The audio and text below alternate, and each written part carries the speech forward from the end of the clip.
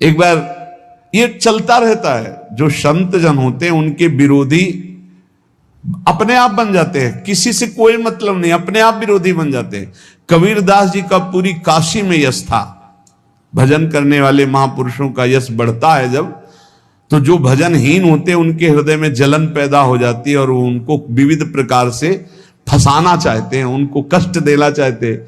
तो कबीरदास जी के यश को धूमिल करने के लिए कुछ ब्राह्मणों ने एक रचना रची, मुड़ मुड़ा के कबीरदास जी के शिष्य बन करके पूरी काशी के सब आश्रमों में निमंत्रण दे आए।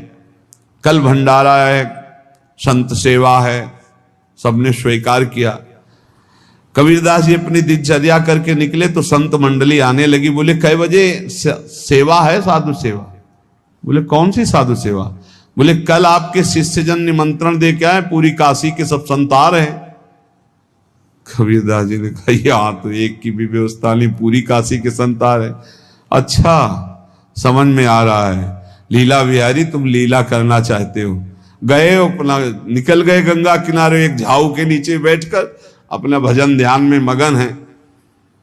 11-12 बजे तो उन्होंने देखा संतों की मंडली, काशी तो बहुत। कबीरदास जी ने देखा कि आश्रम की, तो बोले पता नहीं क्या होगा, चलो चलते हैं। तो ऐसे गमछा वस्त्र करके ऐसे डालकर मुंह ढक करके, वहां बड़ी बड़ी पंगत लगी थी। कबीरदास जी सबको पाओ जी पाओ। कबीरदास जी के रूप में स्वयं भगवान पाओ जी पाओ।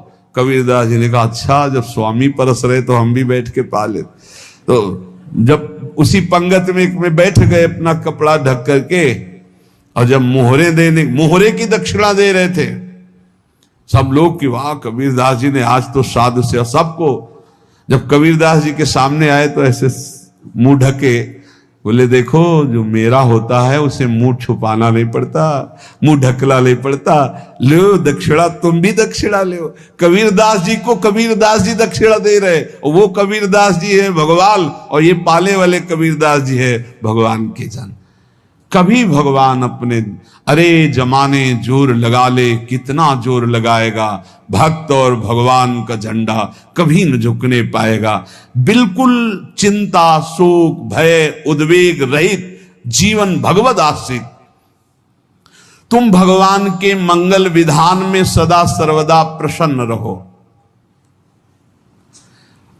अब ये विचार कर लो कि भगवान जो करेंगे तुम्हारा मंगल करेंगे।